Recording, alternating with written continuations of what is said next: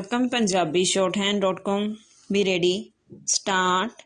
26 ਜਨਵਰੀ 1950 ਨੂੰ ਦੇਸ਼ ਵਿੱਚ ਨਵਾਂ ਸੰਵਿਧਾਨ ਲਾਗੂ ਹੋਣ ਦੇ ਨਾਲ ਹੀ ਨਵੇਂ ਰੂਪ ਵਿੱਚ ਸਮੁੱਚਾ ਅਦਾਲਤੀ ਪ੍ਰਬੰਧ ਵੀ ਹੋਂਦ ਵਿੱਚ ਆ ਗਿਆ ਸੀ ਅਤੇ ਦੇਸ਼ ਦੀ ਸਰਬ ਉੱਚ ਅਦਾਲਤ ਸੁਪਰੀਮ ਕੋਰਟ ਨੇ ਉਸੇ ਸਮੇਂ ਤੋਂ ਆਪਣਾ ਕੰਮ ਕਰਨਾ ਸ਼ੁਰੂ ਕਰ ਦਿੱਤਾ ਸੀ। ਡੰਡੀ ਉਸ ਸਮੇਂ ਇਸ ਉੱਪਰ ਬਹੁਤਾ ਪ੍ਰਭਾਵ ਬਰਤਾਨਵੀ ਨਿਆਂ ਪ੍ਰਣਾਲੀ ਦਾ ਹੀ ਪਿਆ ਜਾਪਦਾ ਸੀ। ਡੰਡੀ ਚਾਹੇ ਅੰਗਰੇਜ਼ ਬਸਤੀਵਾਦੀਆਂ ਨੇ ਇੱਕ ਸਮੇਂ ਦੁਨੀਆ ਭਰ ਦੇ ਬਹੁਤੇ ਮੁਲਕਾਂ ਵਿੱਚ ਕਿਸੇ ਨਾ ਕਿਸੇ ਢੰਗ ਨਾਲ ਆਪਣੇ ਰਾਜ ਸਥਾਪਿਤ ਕਰ ਲਏ ਸਨ। ਡੰਡੀ ਉਹਨਾਂ ਵਿੱਚ ਅਦਾਲਤੀ ਪ੍ਰਬੰਧਾਂ ਨੂੰ ਵੀ ਉਹਨਾਂ ਨੇ ਆਪਣੇ ਰਾਜ ਨੂੰ ਲੰਮੇਰਾ ਤੇ ਪੱਕਾ ਕਰਨ ਦੀ ਯੋਜਨਾ ਅਧੀਨ ਹੀ ਵਿਕਸਿਤ ਕੀਤਾ ਸੀ। ਪਰ ਅੰਗਰੇਜ਼ਾਂ ਦੇ ਆਪਣੇ ਮੁਲਕ ਬਰਤਾਨੀਆ ਵਿੱਚ ਲੰਮੇ ਸਮੇਂ ਤੋਂ ਚੱਲਦੀ ਆ ਰਹੀ ਕਾਨੂੰਨੀ ਪ੍ਰਕਿਰਿਆ ਅਨੇਕਾਂ ਪੜਾਵਾਂ ਚੋਂ ਗੁਜ਼ਰਦੀ ਹੋਈ ਪ੍ਰਭਾਵਸ਼ਾਲੀ ਅਤੇ ਲੋਕ ਹਿੱਤਾਂ ਦੀ ਪੂਰਤੀ ਕਰਨ ਵਾਲੀ ਬਣ ਗਈ ਸੀ। ਡੰਡੀ ਭਾਰਤ ਵਿੱਚ ਦੇਸ਼ ਦੇ ਨਵੇਂ ਨਿਆਇਕ ਢਾਂਚੇ ਤੋਂ ਵੀ ਅਜਿਹੀ ਹੀ ਉਮੀਦ ਕੀਤੀ ਜਾਂਦੀ ਰਹੀ ਹੈ। ਡੰਡੀ ਪਹਿਰਾ ਸੰਵਿਧਾਨ ਵਿੱਚ ਅਦਾਲਤਾਂ ਦੀ ਨਿਰਪੱਖਤਾ ਤੇ ਜ਼ੋਰ ਦਿੱਤਾ ਗਿਆ ਹੈ। ਡੰਡੀ ਸਮੇਂ-ਸਮੇਂ ਇਸ ਵਿੱਚ ਸੋਧਾਂ ਵੀ ਕੀਤੀਆਂ ਜਾਂਦੀਆਂ ਰਹੀਆਂ ਹਨ। ਡੰਡੀ ਦੇਸ਼ ਦੀ ਸਰਬ ਉੱਚ ਅਦਾਲਤ ਨੇ ਪਿਛਲੇ ਦਹਾਕਿਆਂ ਵਿੱਚ ਬਹੁਤੀ ਵਾਰ ਆਪਣਾ ਕੰਮ ਬਖੂਬੀ ਨਿਭਾਇਆ ਹੈ, ਪਰ ਸਮੇਂ-ਸਮੇਂ ਇਸ ਦੇ ਫੈਸਲਿਆਂ ਤੇ ਵੱਡੇ ਵਿਵਾਦ ਵੀ ਉੱਠਦੇ ਰਹੇ ਹਨ। ਡੰਡੀ ਅਦਾਲਤਾਂ ਦਾ ਪਹਿਲਾ ਕੰਮ ਸੰਵਿਧਾਨ ਦੀਆਂ ਧਾਰਾਵਾਂ ਦੀ ਵਿਆਖਿਆ ਕਰਨਾ ਹੁੰਦਾ ਹੈ ਤਾਂ ਜੋ ਲੋਕਤੰਤਰੀ ਪ੍ਰਕਿਰਿਆ ਦੀ ਮਜ਼ਬੂਤੀ ਬਣੀ ਰਹੇ। ਡੰਡੀ ਇਸ ਲੀਹ ਤੇ ਚੱਲਦਿਆਂ ਸਰਬ ਉੱਚ ਅਦਾਲਤ ਨੇ ਬਹੁਤ ਵਾਰ ਨਵੀਆਂ ਪਰੰਪਰਾਵਾਂ ਵੀ ਸਥਾਪਿਤ ਕੀਤੀਆਂ ਹਨ। ਡੰਡੀ ਕੇਂਦਰੀ ਕਾਰਜਕਾਰਨੀ ਨਾਲ ਇਸ ਦੇ ਵਿਵਾਦ ਵੀ ਉੱਠਦੇ ਰਹੇ ਹਨ ਅਤੇ ਕਈ ਵਾਰ ਟਕਰਾਅ ਦੀ ਸਥਿਤੀ ਵੀ ਬਣਦੀ ਰਹੀ ਹੈ।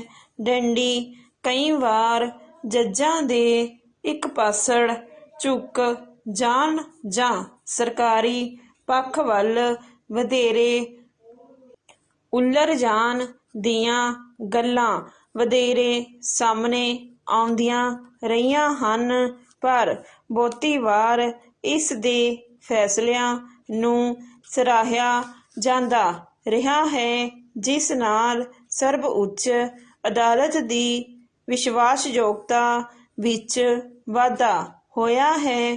ਡੰਡੀ ਅੱਜ ਵੀ ਬਹੁਤੇ ਲੋਕਾਂ ਅਤੇ ਬਹੁਤੀਆਂ ਧਿਰਾਂ ਦੀ ਵੱਡੀ ਟੇਕ ਸਰਬ ਉੱਚ ਅਦਾਲਤ ਤੇ ਹੀ ਹੁੰਦੀ ਹੈ। ਡੰਡੀ ਇਸ ਦੇ ਫੈਸਲਿਆਂ ਨੂੰ ਹੀ ਵੱਡੀ ਹੱਦ ਤੱਕ ਮੰਨਿਆ ਜਾਂਦਾ ਰਿਹਾ ਹੈ।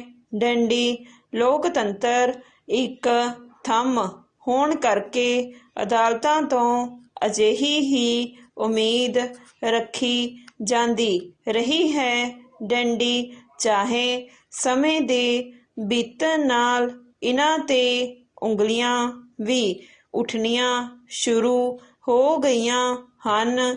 ਡੰਡੀ ਇਸ ਸੰਬੰਧੀ ਅਦਾਲਤਾਂ ਖਾਸ ਤੌਰ ਤੇ ਉੱਚ ਅਦਾਲਤਾਂ stop. Welcome Punjabi shorthand.com B ready start. 26 ਜਨਵਰੀ 1950 ਨੂੰ ਦੇਸ਼ ਵਿੱਚ ਨਵਾਂ ਸੰਵਿਧਾਨ ਲਾਗੂ ਹੋਣ ਦੇ ਨਾਲ ਹੀ ਨਵੇਂ ਰੂਪ ਵਿੱਚ ਸਮੁੱਚਾ ਅਦਾਲਤੀ ਪ੍ਰਬੰਧ ਵੀ ਹੋਂਦ ਵਿੱਚ ਆ ਗਿਆ ਸੀ ਅਤੇ ਦੇਸ਼ ਦੀ ਸਰਵਉੱਚ ਅਦਾਲਤ ਸੁਪਰੀਮ ਕੋਰਟ ਨੇ ਉਸੇ ਸਮੇਂ ਤੋਂ ਆਪਣਾ ਕੰਮ ਕਰਨਾ ਸ਼ੁਰੂ ਕਰ ਦਿੱਤਾ ਸੀ। ਡੈਂਡੀ ਉਸ ਸਮੇਂ ਇਸ ਉੱਪਰ ਬਹੁਤਾ ਪ੍ਰਭਾਵ ਬਰਤਾਨਵੀ ਨਿਆਂ ਪ੍ਰਣਾਲੀ ਦਾ ਹੀ ਪਿਆ ਜਾਪਦਾ ਸੀ। ਡੰਡੀ ਚਾਹੇ ਅੰਗਰੇਜ਼ ਬਸਤੀਵਾਦੀਆਂ ਨੇ ਇੱਕ ਸਮੇਂ ਦੁਨੀਆ ਭਰ ਦੇ ਬਹੁਤੇ ਮੁਲਕਾਂ ਵਿੱਚ ਕਿਸੇ ਨਾ ਕਿਸੇ ਢੰਗ ਨਾਲ ਆਪਣਾ ਰਾਜ ਸਥਾਪਿਤ ਕਰ ਲਏ ਸਨ। ਡੰਡੀ ਉਹਨਾਂ ਵਿੱਚ ਅਦਾਲਤੀ ਪ੍ਰਬੰਧਾਂ ਨੂੰ ਵੀ ਉਹਨਾਂ ਨੇ ਆਪਣੇ ਰਾਜ ਨੂੰ ਲੰਮੇਰਾ ਤੇ ਪੱਕਾ ਕਰਨ ਦੀ ਯੋਜਨਾ ਅਧੀਨ ਹੀ ਵਿਕਸਿਤ ਕੀਤਾ ਸੀ।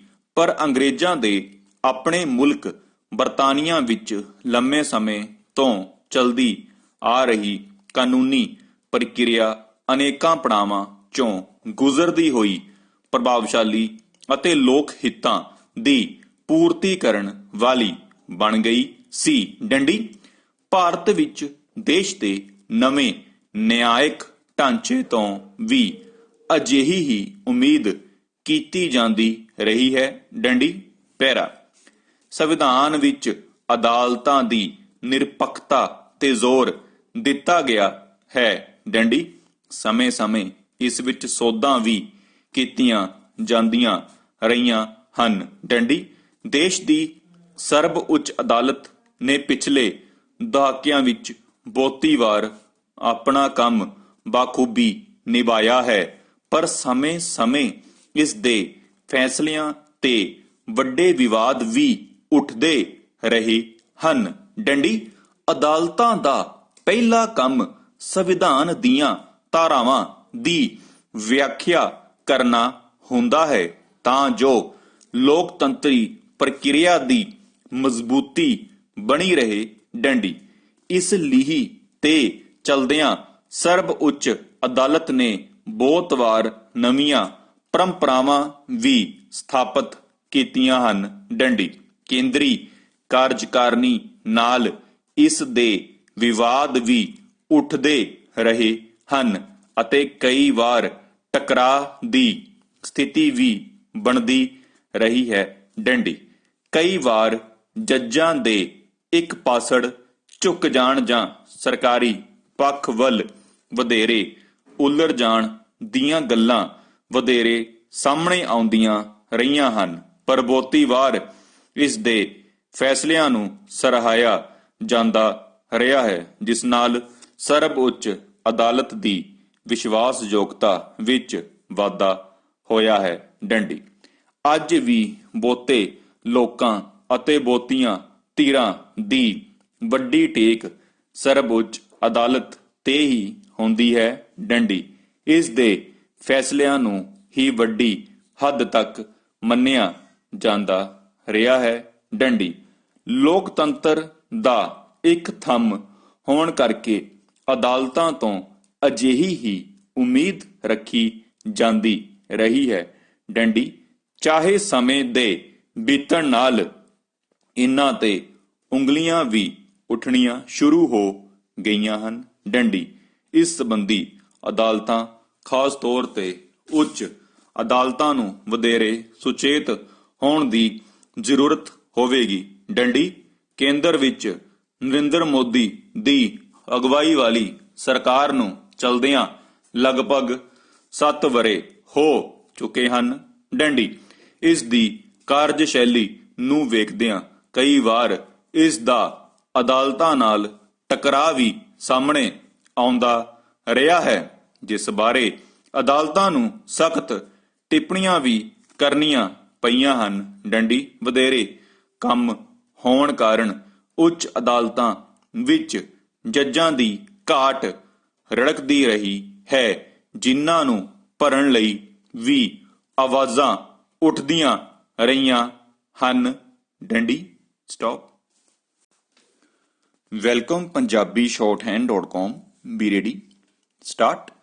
26 ਜਨਵਰੀ 1950 ਨੂੰ ਦੇਸ਼ ਵਿੱਚ ਨਵਾਂ ਸੰਵਿਧਾਨ ਲਾਗੂ ਹੋਣ ਦੇ ਨਾਲ ਹੀ ਨਵੇਂ ਰੂਪ ਵਿੱਚ ਸਮੁੱਚਾ ਅਦਾਲਤੀ ਪ੍ਰਬੰਧ ਵੀ ਹੋਂਦ ਵਿੱਚ ਆ ਗਿਆ ਸੀ ਅਤੇ ਦੇਸ਼ ਦੀ ਸਰਵਉੱਚ ਅਦਾਲਤ ਸੁਪਰੀਮ ਕੋਰਟ ਨੇ ਉਸੇ ਸਮੇਂ ਤੋਂ ਆਪਣਾ ਕੰਮ ਕਰਨਾ ਸ਼ੁਰੂ ਕਰ ਦਿੱਤਾ ਸੀ। ਡੰਡੀ ਉਸ ਸਮੇਂ ਇਸ ਉੱਪਰ ਬਹੁਤਾ ਪ੍ਰਭਾਵ ਬਰਤਾਨਵੀ ਨਿਆਂ ਪ੍ਰਣਾਲੀ ਦਾ ਹੀ ਪਿਆ ਜਾਪਦਾ ਸੀ। ਡੰਡੀ ਚਾਹੇ ਅੰਗਰੇਜ਼ ਬਸਤੀਵਾਦੀਆਂ ਨੇ ਇੱਕ ਸਮੇਂ ਦੁਨੀਆ ਭਰ ਦੇ ਬਹੁਤੇ ਮੁਲਕਾਂ ਵਿੱਚ ਕਿਸੇ ਨਾ ਕਿਸੇ ਢੰਗ ਨਾਲ ਆਪਣੇ ਰਾਜ ਸਥਾਪਿਤ ਕਰ ਲਏ ਸਨ। ਡੰਡੀ ਉਹਨਾਂ ਵਿੱਚ ਅਦਾਲਤੀ ਪ੍ਰਬੰਧਾਂ ਨੂੰ ਵੀ ਉਹਨਾਂ ਨੇ ਆਪਣੇ ਰਾਜ ਨੂੰ ਲੰਬੇਰਾ ਤੇ ਪੱਕਾ ਕਰਨ ਦੀ ਯੋਜਨਾ ਅਧੀਨ ਹੀ ਵਿਕਸਿਤ ਕੀਤਾ ਸੀ।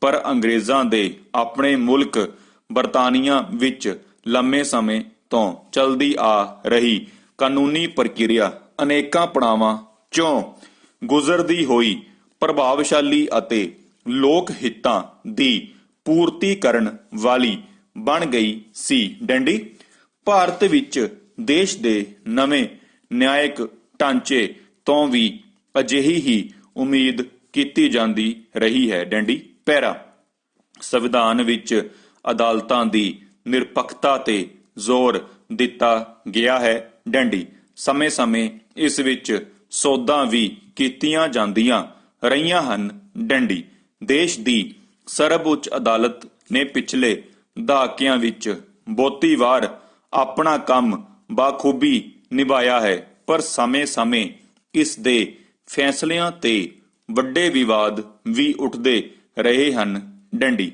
ਅਦਾਲਤਾਂ ਦਾ ਪਹਿਲਾ ਕੰਮ ਸੰਵਿਧਾਨ ਦੀਆਂ ਧਾਰਾਵਾਂ ਦੀ ਵਿਆਖਿਆ ਕਰਨਾ ਹੁੰਦਾ ਹੈ ਤਾਂ ਜੋ ਲੋਕਤੰਤਰੀ ਪ੍ਰਕਿਰਿਆ ਦੀ ਮਜ਼ਬੂਤੀ ਬਣੀ ਰਹੇ। ਡੰਡੀ ਇਸ ਲਈ ਤੇ ਚਲਦਿਆਂ ਸਰਵਉੱਚ ਅਦਾਲਤ ਨੇ ਬਹੁਤ ਵਾਰ ਨਵੀਆਂ ਪਰੰਪਰਾਵਾਂ ਵੀ ਸਥਾਪਿਤ ਕੀਤੀਆਂ ਹਨ।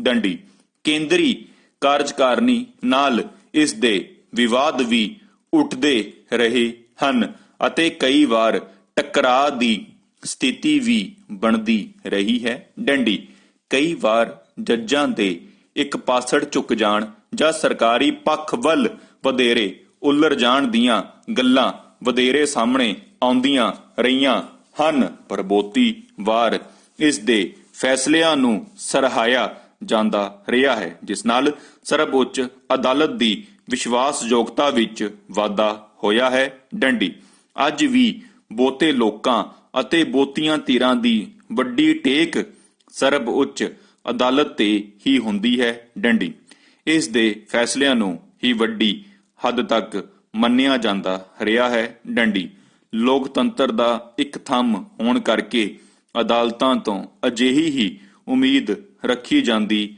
ਰਹੀ ਹੈ। ਡੰਡੀ ਚਾਹੇ ਸਮੇਂ ਦੇ ਬੀਤਣ ਨਾਲ ਇਹਨਾਂ ਤੇ ਉਂਗਲੀਆਂ ਵੀ ਉੱਠਣੀਆਂ ਸ਼ੁਰੂ ਹੋ ਗਈਆਂ ਹਨ। ਡੰਡੀ ਇਸ ਸੰਬੰਧੀ ਅਦਾਲਤਾਂ ਖਾਸ ਤੌਰ ਤੇ ਉੱਚ ਅਦਾਲਤਾਂ ਨੂੰ ਵਧੇਰੇ ਸੁਚੇਤ ਹੋਣ ਦੀ ਜ਼ਰੂਰਤ ਹੋਵੇਗੀ। ਡੰਡੀ ਕੇਂਦਰ ਵਿੱਚ ਨਰਿੰਦਰ ਮੋਦੀ ਦੀ ਅਗਵਾਈ ਵਾਲੀ ਸਰਕਾਰ ਨੂੰ ਚਲਦਿਆਂ ਲਗਭਗ 7 ਵਰ੍ਹੇ ਹੋ ਚੁੱਕੇ ਹਨ। ਡੰਡੀ ਇਸ ਦੀ ਕਾਰਜਸ਼ੈਲੀ ਨੂੰ ਵੇਖਦਿਆਂ ਕਈ ਵਾਰ ਇਸ ਦਾ ਅਦਾਲਤਾਂ ਨਾਲ ਟਕਰਾਅ ਵੀ ਸਾਹਮਣੇ ਆਉਂਦਾ ਰਿਹਾ ਹੈ, ਜਿਸ ਬਾਰੇ ਅਦਾਲਤਾਂ ਨੂੰ ਸਖਤ ਟਿੱਪਣੀਆਂ ਵੀ ਕਰਨੀਆਂ ਪਈਆਂ ਹਨ। ਡੰਡੀ ਵਧੇਰੇ ਕੰਮ ਹੋਣ ਕਾਰਨ ਉੱਚ ਅਦਾਲਤਾਂ ਵਿੱਚ ਜੱਜਾਂ ਦੀ ਘਾਟ ਰੜਕਦੀ ਰਹੀ ਹੈ, ਜਿਨ੍ਹਾਂ ਨੂੰ ਭਰਨ ਲਈ ਵੀ ਆਵਾਜ਼ਾਂ ਉੱਠਦੀਆਂ ਰਹੀਆਂ ਹਨ। ਡੰਡੀ ਪਿਛਲੇ ਦਿਨੀ ਸੁਪਰੀਮ ਕੋਰਟ ਵੱਲੋਂ ਕੇਂਦਰ ਸਰਕਾਰ ਦੇ ਰਵੱਈਏ ਪ੍ਰਤੀ ਕੀਤੀਆਂ ਗਈਆਂ ਟਿੱਪਣੀਆਂ ਵਧੇਰੇ ਧਿਆਨ ਮੰਗਦੀਆਂ ਹਨ। ਡੰਡੀ ਦੇਸ਼ ਵਿੱਚ ਬਹੁਤ ਸਾਰੇ ਟ੍ਰਿਬਿਊਨਲਾਂ ਵਿੱਚ ਲੰਮੇ ਸਮੇਂ ਤੋਂ ਖਾਲੀ ਪਈਆਂ ਅਸਾਮੀਆਂ ਦੇ ਮਾਮਲੇ ਵਿੱਚ ਸਰਵਉੱਚ ਅਦਾਲਤ ਦੇ ਮੁੱਖ ਜੱਜ